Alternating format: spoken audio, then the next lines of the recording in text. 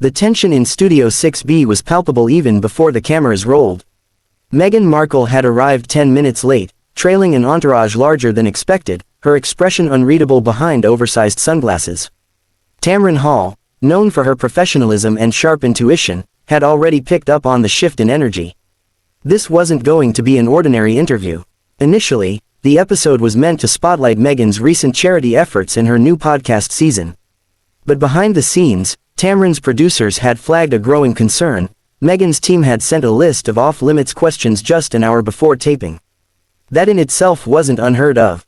But when the list seemed to eliminate anything remotely personal, including her relationship with Prince Harry, her ongoing legal disputes, and her controversial Netflix deal, Tamron had raised an eyebrow. Either we're having a conversation, she told her team bluntly, or we're reading a press release. When the cameras started rolling, the audience buzzed with excitement. Meghan, poised in a sleek cream pantsuit, offered her signature soft smile. Tamron, in a vivid royal blue dress, leaned in with her usual charisma. The first few minutes flowed smoothly, talk of motherhood, wellness, her garden in Montecito. But then Tamron pivoted. So, Meghan, many people admire how you've used your voice. But there's been criticism too, especially after the Netflix series. Some say it contradicted your stated desire for privacy. How do you reconcile that? A subtle shift flickered across Meghan's face. Her smile faded for a beat, then returned with a practiced calm. I think there's a misunderstanding about what privacy means, she began. Choosing to share certain stories on our terms doesn't mean forfeiting all boundaries. Tamron nodded, but she wasn't letting it go. Fair, but is it possible the public feels confused? You ask for space but then invite cameras into your home. Doesn't that create mixed signals? There it was, the flicker again, sharper this time. Meghan's voice stiffened. I don't believe I need to justify how I manage my life to anyone. Least of all the media, which has twisted narratives about me for years. There was a slight murmur from the live audience. Tamron didn't flinch. Just to clarify, are you saying this show is twisting your narrative? Because we've only asked questions based on public record. Meghan crossed her legs, adjusting her blazer. What I'm saying is, women, especially women of color, are often held to impossible standards. And sometimes, even interviews like this one can feel like ambushes. A beat of silence. Tamron sat back slightly, tone cooling. With all due respect, Meghan, this is the Tamron Hall Show, not a gossip column. I've sat here with survivors, senators, and CEOs. You came here to share your voice. If it's only allowed to be heard under a list of restrictions, then what are we really doing? The studio lights hummed quietly. Meghan's eyes narrowed just slightly, not enough for the cameras to pick up clearly, but Tamron saw it.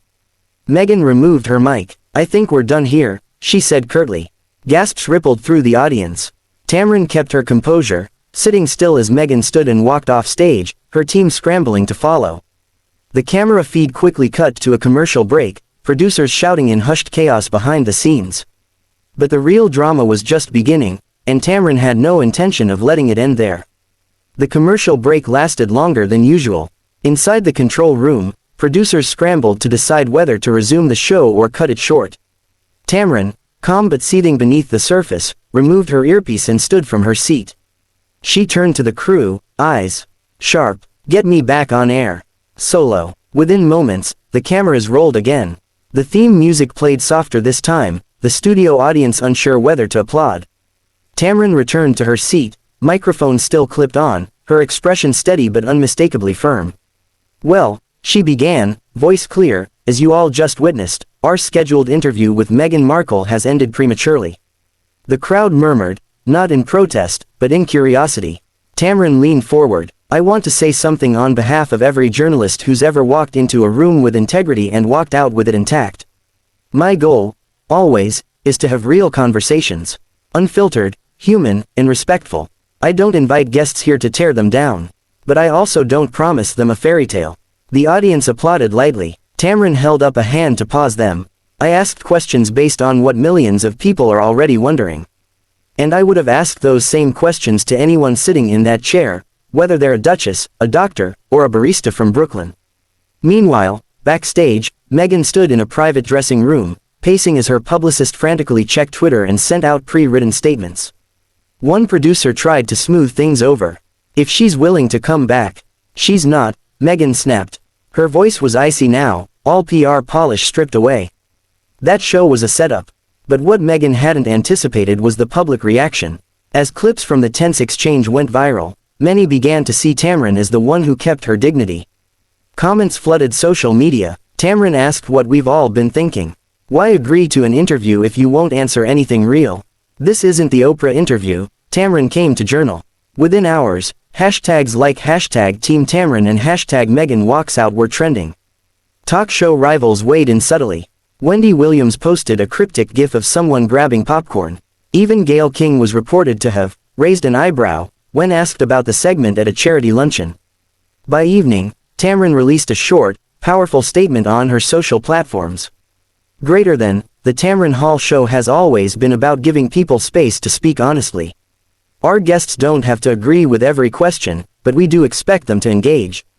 Respectfully, I wish Meghan well, but this show will never bend to celebrity demands that silence truth. It was a masterstroke, but the real twist came 2 days later. Sources close to the network confirmed that Meghan's team had requested editorial control over the episode, including pre-approval of the final cut, something Tamron's team had flatly refused. Now the conversation was no longer about a fiery interview.